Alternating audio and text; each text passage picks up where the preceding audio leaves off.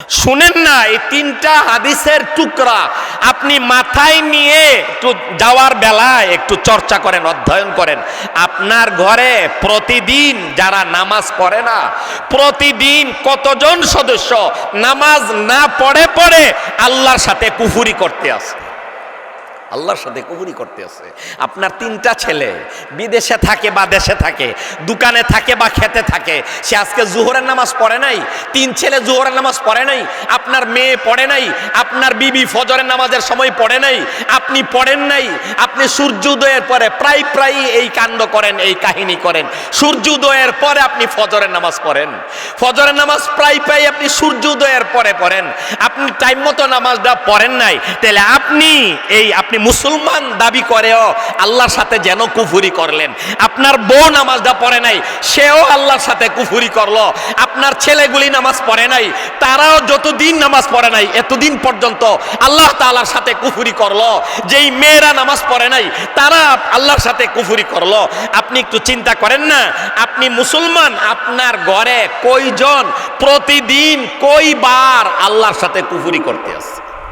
এরপরেও আল্লাহ তাআলা আপনার আমার কিডনি ভালো রাখছেন, আল্লাহ আমার লাংস লিভার ভালো রাখছেন, আল্লাহ আমার হার্ট ভালো রাখছেন। আল্লাহ আমাকে দয়া করে জটিল কঠিন রোগ দিয়ে আইসিইউর ভিতরে 2 দিন আগে আইসিইউর ভিতরে এক রুগীকে দেখতে গেছিলাম। কত জ্বর, আইসিইউর বেডে পইরা রয়েছে, শুধু শ্বাসটা ফেলতেছে, তাও বলে মেশিনে, এইটুকু শুধু বোঝা যায়, আর কোনো খোঁজ খবর নাই। আল্লাহ তাআলা আমাদেরকে সুস্থ রাখছেন, রাত দিয়েছেন, দিন দিয়েছেন, পানি দিয়েছেন, এই প্রচন্ড গরমে পানি দিয়েছেন, কত ফল ফলাদি দিয়েছেন, কত রকমের খাবার দিয়েছেন। একটু আগে যে মালিহাতার এক বাড়িতে মামুন ভাইয়ের বাড়িতে খেয়ে আসলাম, তার বাবা খাওয়াইলেন কত আইটেম, মাওলানা আবুল কাসেম সাহেব হুজুরের সামনে আইনা কত তরি তরকারি আন্না খাওয়াই ফালাইলেন, রাখলেন। এগুলো কে দিলেন? সবই তো আল্লাহ তাআলা দিলেন। আল্লাহ আমার সবই দিলেন, আল্লাহ আমাকে বাঁচায় রাখলেন।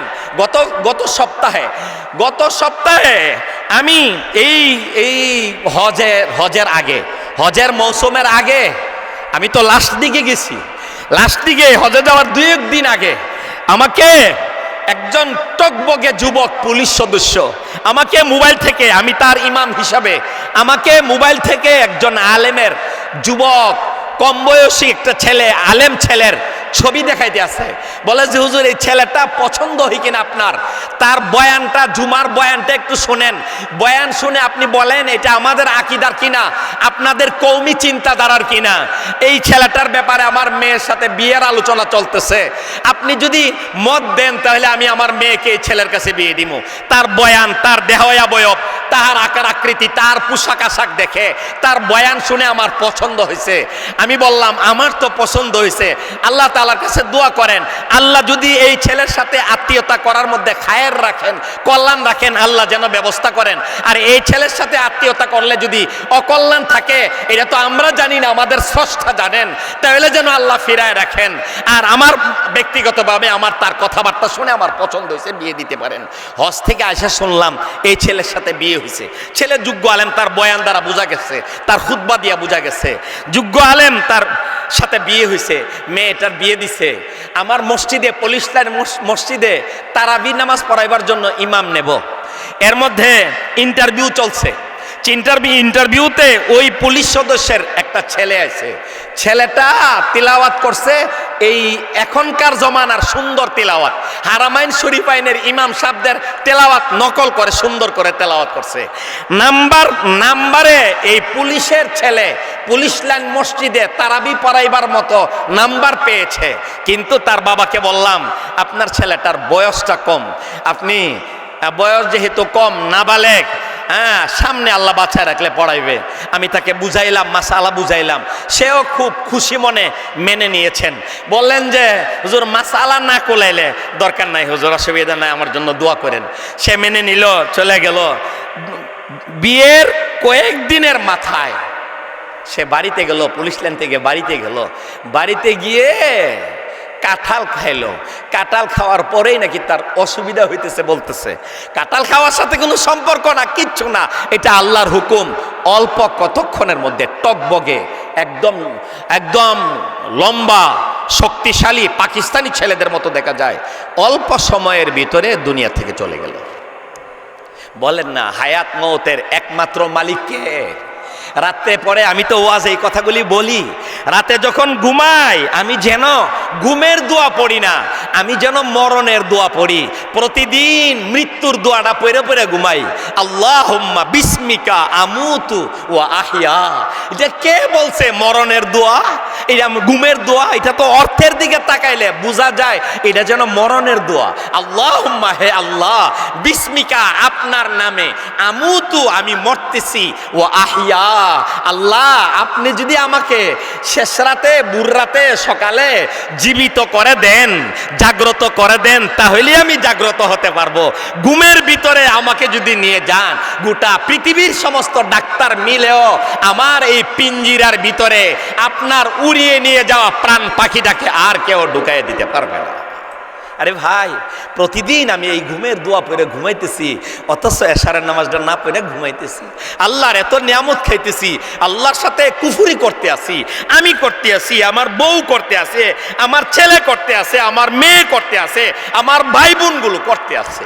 কই দিনের জীবন, কই দিনের টাকা, কই দিনের এই সুন্দর বাড়ি, সব ফেলে, সব রেখে অন্ধকার, দরজা নাই, জানালা নাই, সাথী নাই, বাতি নাই, যে পোশাকটা পরায় দিবে এটার সেলাই নাই, ডিজাইন নাই, পকেট নাই, বুতাম নাই, রং নাই, কালার নাই, সাদা মাটা একটা পোশাক পরাইয়া অন্ধকার মাটির বিছানায় একদম শোয়ায় দিবে।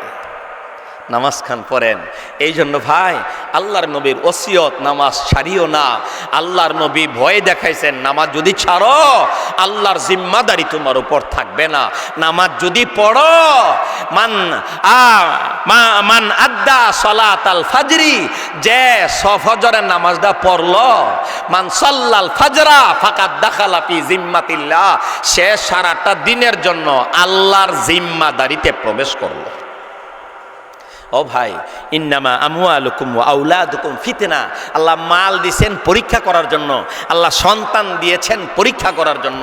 মাল যদি হালাল পথে ইনকাম না করি, হালাল পথে যদি ব্যয় না করি, সন্তানকে যদি মৌলানা সাহেব যে একটা কমপ্লিট বয়ান দিয়ে গেলেন, সেই বয়ান অনুপাতে, কোরআন হাদিস অনুপাতে সন্তানকে যদি আমি প্রতিপালন না করি, আল্লাহর পরীক্ষায় আমি অকৃতকার্য হব, আল্লাহর পরীক্ষায় আমি ফেল যাব, আল্লাহর পরীক্ষায় আমি ধ্বংস হয়ে যাব। আলা, রাসূল বলেছেন, বুখারীর হাদিস, আলা কুল্লুকুম রা ওয়া কুল্লুকুম মাসউলুন আন রাইয়াতিহি। নবীজি বলেন, খবরদার, খবরদার, যেন নবীজির কথাটার ভাবটা যেন এমন, খবরদার, কথাটা দিলের কানে শুনো, কথাটা মনোযোগ দিয়ে শুনো, কথাটা বক্তার দিকে তাকায়া শুনো না, কথাটা নবী যেন বলেন আমার কথা, এটা নবীজির কথা, এটা বুখারী শরীফের হাদিস, এটা বক্তার, অযোগ্য বক্তার চামড়ার মুখের কথা না, গুনাহগার মুখের কথা না, এটা নবীজির হাদিস, যিনি 63 বছরের দুনিয়ার জীবনকালে তার জানের দুশ্মন যারা, দুশ্মনের সাথেও একটা অক্ষর মিথ্যা কথা বলেন নাই, সেই মহানবীর কথা।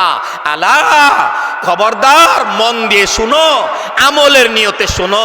কুল্লুকুম রা, তোমরা প্রত্যেকই কিন্তু অভিভাবক, দায়িত্বশীল।